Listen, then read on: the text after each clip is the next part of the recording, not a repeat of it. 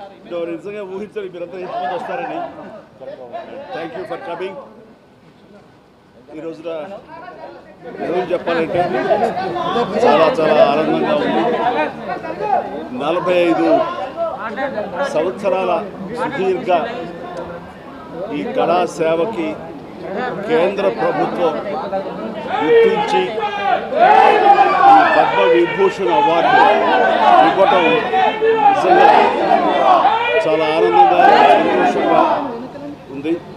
So భారత ప్రభుత్వానికి దానికి వెనకుండి ఈ అవార్డు రావడానికి కారణభూతులైన ప్రతి ఒక్కరికి నా హృదయపూర్వక ధన్యవాదాలు తెలియజేస్తున్నాను.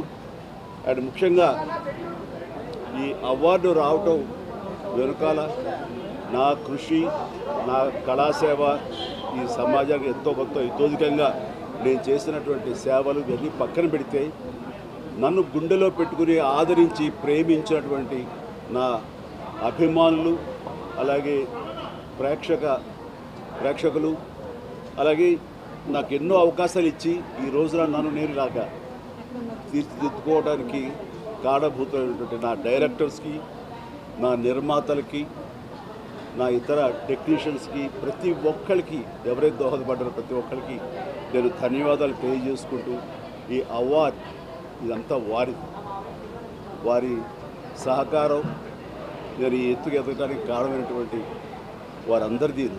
కాబట్టి ఈ సందర్భంగా మరొకసారి నా సంతోషాన్ని తెలియజేసుకుంటూ నేను ధన్యవాదాలు తెలియజేసుకున్నాను. Thank you so much. ఏ టైంకి ఏం రావాలో అది వస్తుంది తప్ప అది రావాలని ఆశ పెడితే వచ్చేది కాదు. ఏమండి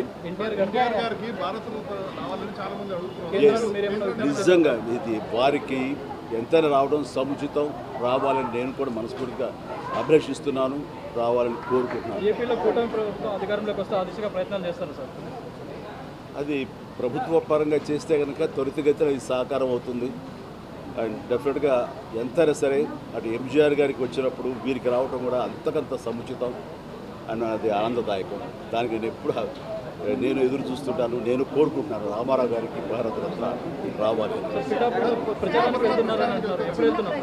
ఏమా నేను రాజకీయాలకు అతీతంగా ఉన్నాను అనుకోవచ్చు. తర్వాత పిఠాపురానికి నేను వెళ్ళటం లేదని అది ముందుంచేది. ఇది మీడియాలో మీరు ఎందుకో స్పెక్యులేట్ చేశారు, అది మీరు పెంచి పోషించారు దానికి సమాధానం చెప్పాల్సిన అవసరం నాకు లేదు. నేను వెళ్ళటలేదు. బాబు మా కళ్యాణ్ బాబు దాన్ని రమ్మని ఎప్పుడూ కోరుకోలేదు. నా కంఫర్ట్ వదిలేస్తాడు. అండ్ తను బాగుండాలి, తన జీవితంలో అనుకున్నది కొన్ని సాధించాలన్న అభిలషిస్తాను. నేను నాకు ఆశీస్సులు అందజేస్తాను.